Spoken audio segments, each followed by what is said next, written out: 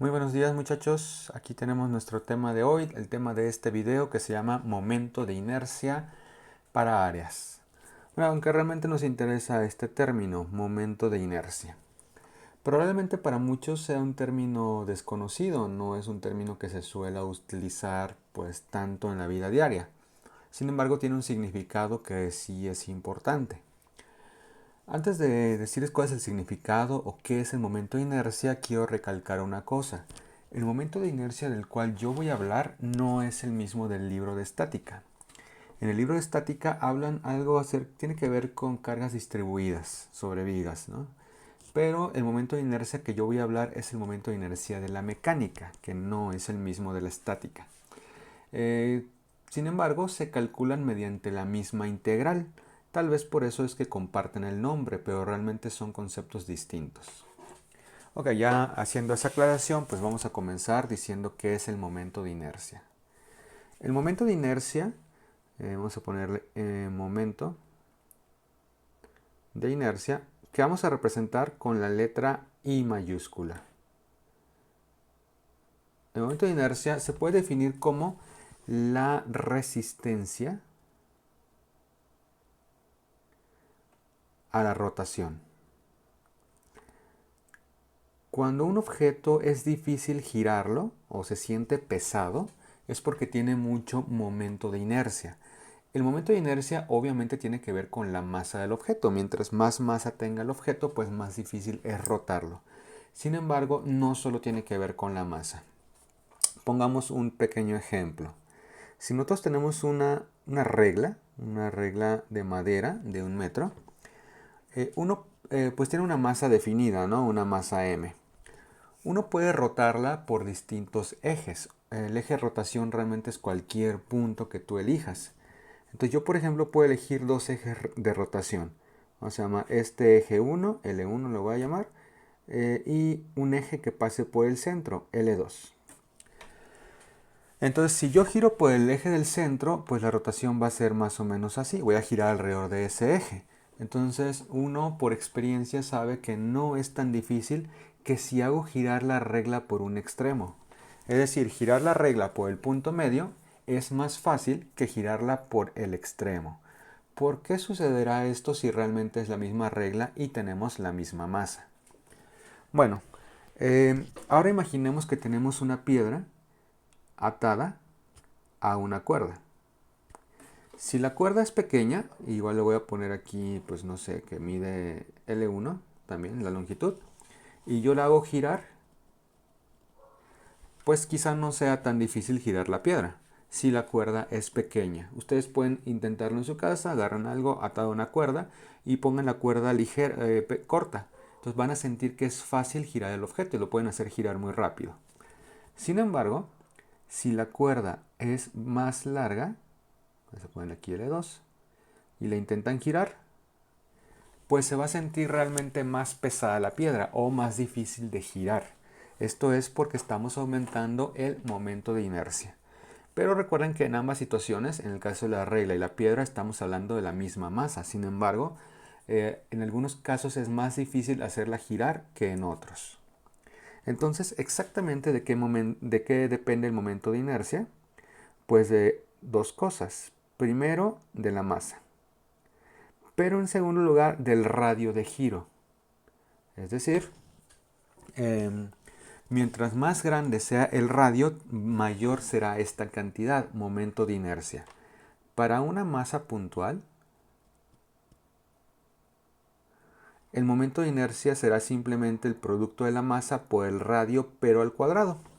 ¿Por qué al cuadrado? Bueno, pues tiene algunas deducciones por allí, que más bien vienen de otras cuestiones, como la energía, pero pues ahorita vamos a calcularlo así, masa por radio al cuadrado.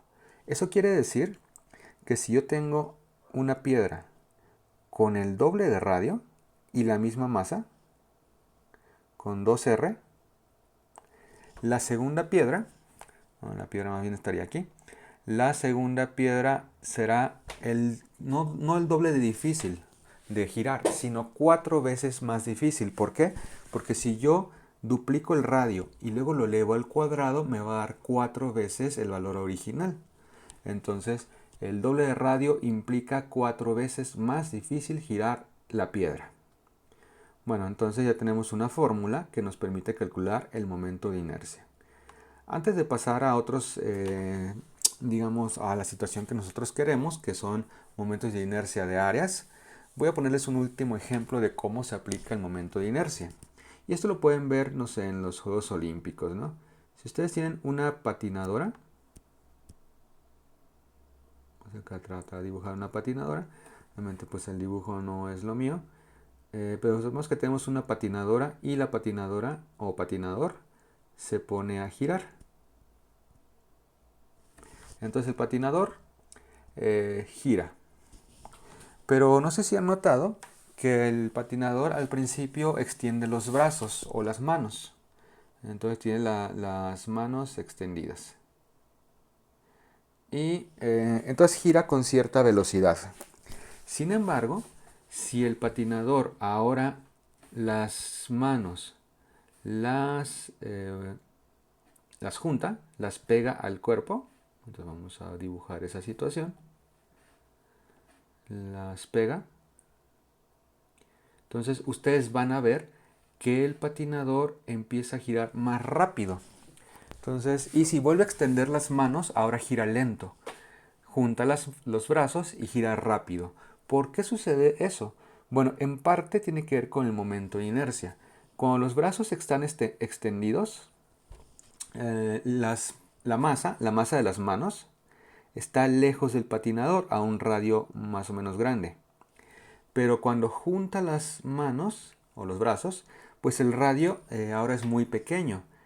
Entonces cuando está las manos lejos hay mucho momento de inercia y por lo tanto es difícil que gire y hace que gire más lentamente. Pero cuando junta las manos y el radio se hace pequeño debido a esta fórmula, entonces el momento de inercia se hace también más pequeño y si hay poco momento de inercia entonces es muy fácil que gire. Por eso es que gira más rápido. Entonces, como un resumen, como digamos como la moraleja, mientras más lejos esté la masa del centro o del eje de giro, más difícil es que gire el objeto. Esto también se puede aplicar con la regla. Si tenemos una regla y la queremos girar por el extremo, entonces digamos que la mitad de la masa está cerca del eje de giro, aquí, pero la segunda mitad está lejos. En cambio, cuando la regla la quiero girar por el centro, ambas mitades están cerca o pegadas al eje. Entonces por eso es que es más fácil girar la regla por el centro, porque la masa está cerca del eje. En cambio, si la giras de un extremo, la mitad de la masa sí está cerca, pero la segunda mitad está más lejos. Y eso dificulta el giro, porque aumenta el momento de inercia. Bueno, ya más o menos que explicamos conceptualmente lo que es el momento de inercia, vamos a aprender a calcularlo, pero para unas masas distribuidas. Entonces vamos a ponerle I, o sea, momento de inercia para masas distribuidas. En este caso vamos a distribuir las masas, pero en 2 dimensiones nada más, distribuidas. Es decir, que formen un área. Entonces aquí tenemos un ejemplo de una masa que tiene 2 dimensiones, es un área. Y vamos a poner un par de ejes, el eje X y el eje Y. Esta masa está en el plano XY. Pero antes de calcular el momento de inercia, no tiene sentido decir cuál es el momento de inercia de una masa o de un objeto. Lo que tiene sentido decir realmente es cuál es el momento de inercia respecto a algún eje en particular. No es lo mismo, o probablemente no sea lo mismo, que la masa gire alrededor del eje X, que lo haga así, a que gire alrededor del eje Y, que gire así. Entonces, ya les mostraré después un poco en video cómo es el giro en ambos ejes. Pero digamos que si tenemos un triangulito, lo voy a poner aquí un poco más pequeño. Si el triángulo gira sobre el eje X, entonces va a voltearse, va a girar hacia acá. Va a dar la vuelta. Entonces es una rotación completa. Todas las partículas forman una circunferencia. Pero en cambio, si el triángulo, que estaba originalmente así, gira alrededor del eje Y, así, pues entonces se va a voltear y va a verse así. Entonces no es lo mismo que gira alrededor del eje X a que gira alrededor del eje Y o incluso respecto al eje Z. Si, por ejemplo, el mismo triángulo, voy a borrar esto de aquí. Adiós. Aquí. Si el mismo triángulo lo giro respecto al eje Z, que el eje Z estaría apuntando hacia ustedes, sería un eje perpendicular a la hoja, y tengo el triángulo aquí. Entonces girar respecto al eje Z haría que diera la vuelta así. Y pues terminaría del otro lado, así. Entonces tienen que distinguir que hay diferentes giros respecto a distintos ejes, al eje X, al eje Y o al eje Z, que lo voy a poner como un punto aquí muy grande. Bueno, entonces hay distintos tipos de giros dependiendo del eje que tú elijas.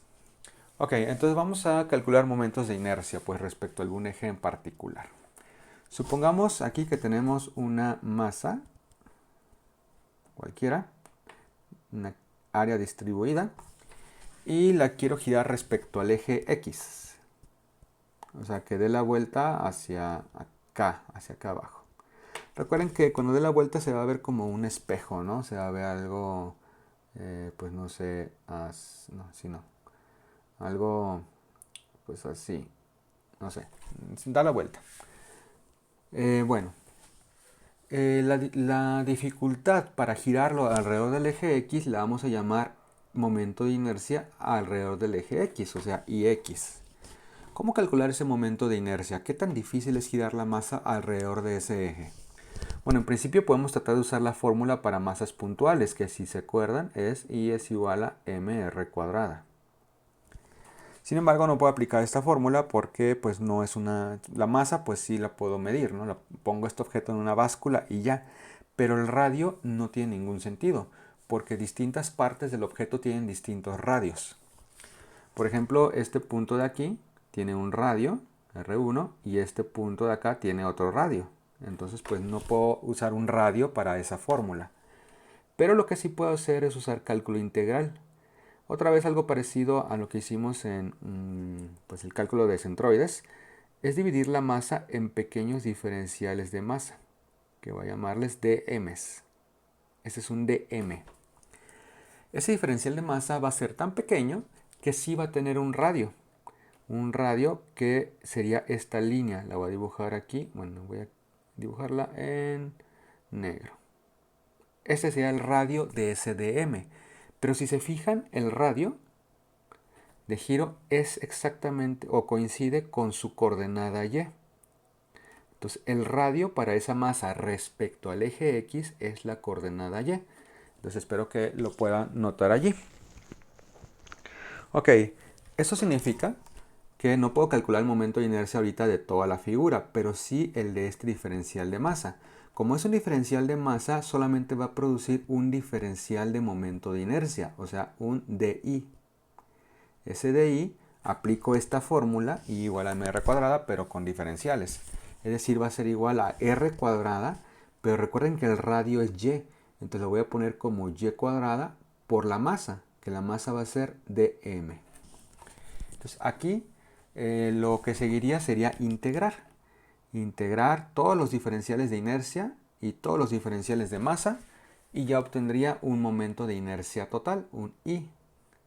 Ese I pues se va a calcular mediante esta integral. Recuerden que este, por cierto, era un diferencial de inercia respecto al eje X. Entonces, si yo integro, voy a tener el IX total.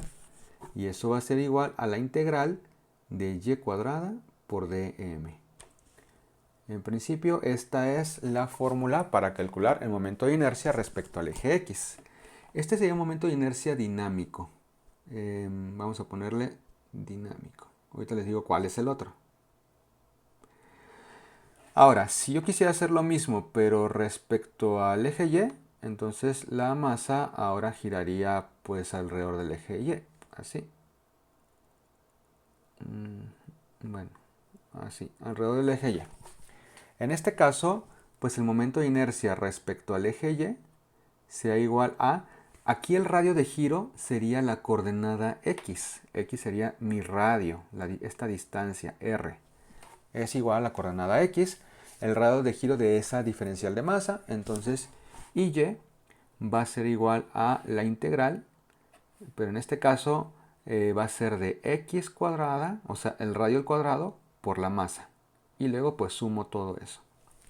Entonces noten que el momento de inercia en X usa Y cuadrada y el momento de inercia en Y usa X cuadrada. Están como al revés. Pero no quiero realmente calcular ahorita el momento de inercia dinámico, sino el momento de inercia de áreas. Entonces para hacer eso, tengo que recordar que el diferencial de masa lo puedo sacar mediante la densidad de masa. Vamos a recordar que era la densidad superficial. Entonces la densidad superficial, sigma, era la masa entre el área y tiene unidades de, no sé, kilogramos sobre metro cuadrado, por ejemplo. Masas entre áreas. Entonces ahí tengo eso. ¿Y de ahí qué saco? Bueno, que el dm es igual a, bueno, a lo mejor lo pongo acá arriba, dm va a ser igual a sigma dA. Entonces voy a utilizar esta definición para calcular mis momentos de inercia. Lo voy a hacer en la siguiente página. Entonces tengo esta fórmula, Ix, vamos a trabajar con Ix. Ix es igual a la integral de y cuadrada dm.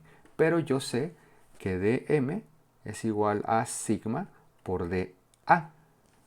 Entonces sustituyo eso en mi integral y ahora Ix es igual a la integral de sigma y cuadrada por dA. Fíjense que ahora el diferencial es un diferencial de área y no de masa. Pero aquí viene algo importante. Si la figura es homogénea, es decir, que su densidad es constante, entonces se necesita que sea, si hay homogeneidad, bueno, se ve feo, mejor le pongo si hay homogeneidad, o si la figura es homogénea, homogeneidad se dice. Entonces, ¿qué significa? Que sigma es constante. Y si sigma es constante, pues puede salir de la integral. Entonces, aquí tendríamos que Ix sería igual a sigma por la integral de y cuadrada de a. Y esta integral, la que no tiene sigma, se llama momento de inercia del área. Momento m de inercia del área, que es el que vamos realmente a calcular.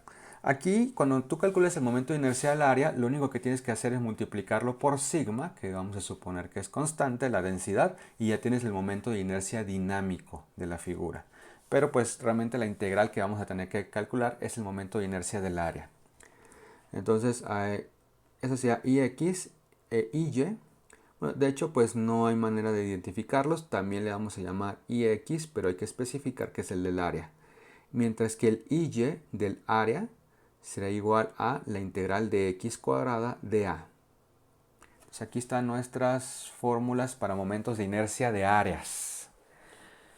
Ya lo único que tenemos que hacer es pues aprender a usarlas, ¿no? Aprender a realizar esas integrales de área. Eso lo vamos a hacer mediante un ejemplo. Entonces vamos a poner este ejemplo. Voy a poner un triángulo rectángulo que tiene medidas aquí B y aquí medidas A, o sea, base y altura. Este triángulo yo lo puedo girar, lo voy a girar respecto a dos ejes. Respecto al eje X y respecto al eje Y, no lo voy a girar respecto a Z. Si lo giro respecto al eje X, recuerden que se va a mover aquí abajo, o sea, va a girar pues así, ¿no? Va a dar la vuelta respecto al eje X. Y si lo giro respecto al eje Y, pues va a dar la vuelta así y va a quedar pues del otro lado, ¿no? Así. Pero antes de calcular el momento de inercia, quiero que hagamos una pequeña pues inferencia, una deducción. Lo que vamos a suponer, o más bien deducimos, es que IX va a ser más pequeño que IY. ¿Por qué? Bueno, si giro respecto al eje X, que el triángulo quede así del otro lado, si se fijan, la mayor parte de la masa está cerca del eje X y solamente el piquito del triángulo está lejos. Entonces hay mucha masa pegada al eje X. Y recuerden que mientras más cerca esté la masa, más pequeño es el momento de inercia.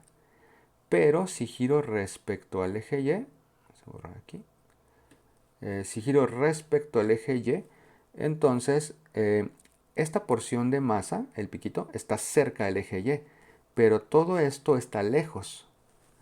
Entonces hay mucha masa lejos del eje Y. Y por lo tanto eso va a aumentar, debe aumentar nuestro momento de inercia.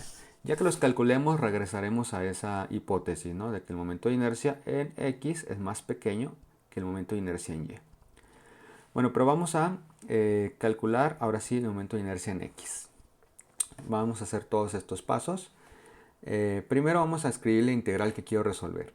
Y X es igual a la integral de y cuadrada de a. Recuerden que x lleva la y en la integral, y cuadrada. Antes de poder resolver esta integral necesito sacar los límites de mi figura. Y aquí los límites de mi figura están dados por esta función. Y igual a mx más b. Es una línea recta. Ok, m sería la pendiente, que en este caso sería a entre b. Y b, bueno, aquí no debería haber puesto b en la fórmula para que no se confunda. Aquí le voy a poner mx más c, ¿no? Y entonces c valdría 0, que es el punto donde cruzas el eje y. Por lo tanto, la función completa, la voy a poner aquí, ahí, es a sobre b, o sea, la pendiente, por x más 0.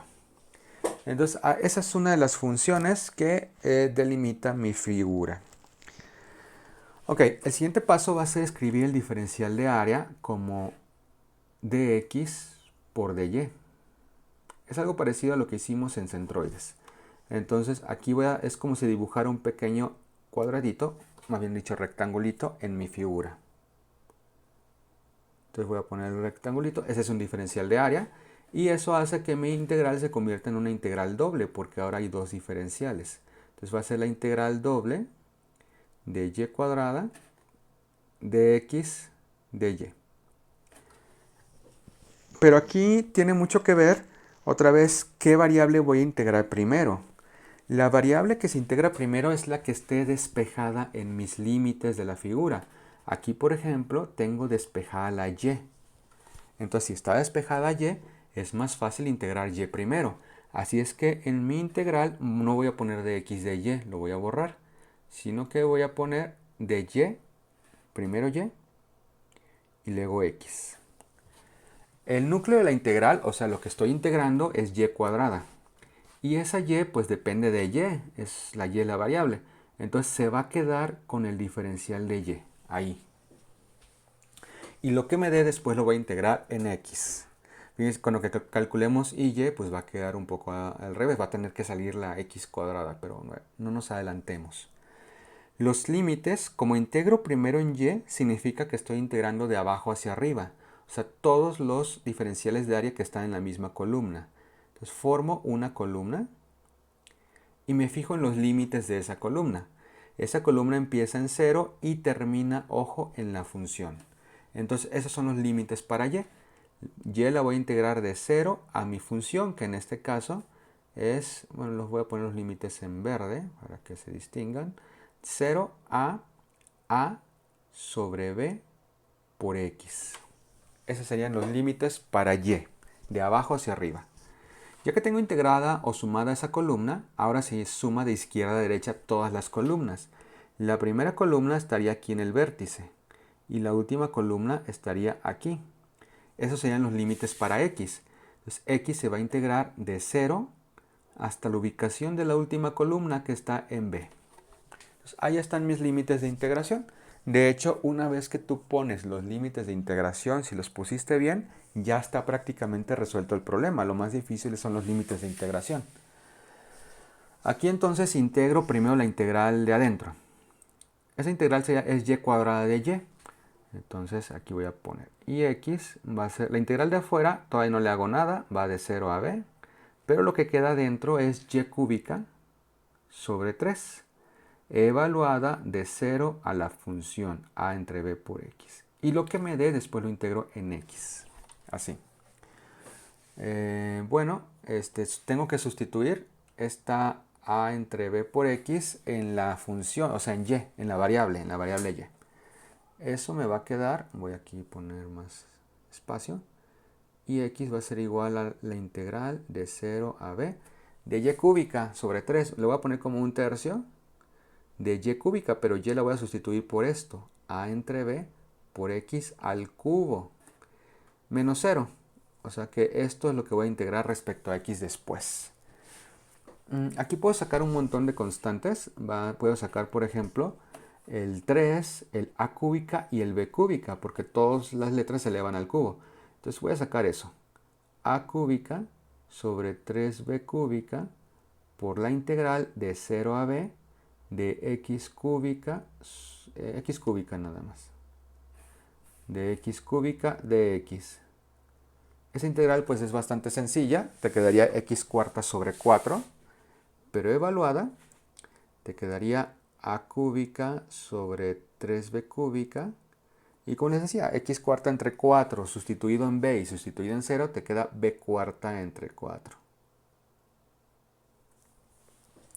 Y ya tenemos ese resultado. Ahora nada más simplificamos un poco, las b se cancelan y te queda arriba a cúbica b sobre 12. Y aquí está el momento de inercia con respecto al eje X. Ese numerito mide la dificultad de girar con respecto al eje X. Fíjense que girar con respecto al eje X es más importante la A. La A se eleva al cubo y la B no. ¿Por qué es más importante la A? Porque la A es la altura del triángulo y mientras más grande sea la A, más se aleja el triángulo del eje X. El piquito del triángulo se aleja más mientras más grande sea A y eso hace que aumente más el momento de inercia. Entonces aquí la variable importante es la que te aleja a la figura del eje de giro, que en este caso es la altura A. Y pues ya tengo mi momento de inercia en X. Hay que anotar aquí la respuesta, es A cúbica por B entre 12. Pero ahora vamos a calcular el momento de inercia respecto al eje Y. Lo voy a hacer en una nueva página para que esté más en limpio. Aquí pongo mi triángulo. Esta es B, esto es A. La función es y igual a entre b por x. Y yo necesito calcular esta integral. Y x es igual a, perdón, ahora sí y. Y es igual a la integral. Aquí se usa x cuadrada de a. El de a nuevamente lo pongo, ¿qué pasó aquí? Aquí está. El de a nuevamente lo pongo como dx de y. Pero ojo, como está despejada o de todos modos la variable y, el orden de integración usaré exactamente el mismo. O sea, no tengo que cambiar el orden de integración porque sea y. El orden de integración no depende de si es ix o y, depende de la función. Y si está despejada y, para ambos momentos de inercia es mejor integrar primero en y.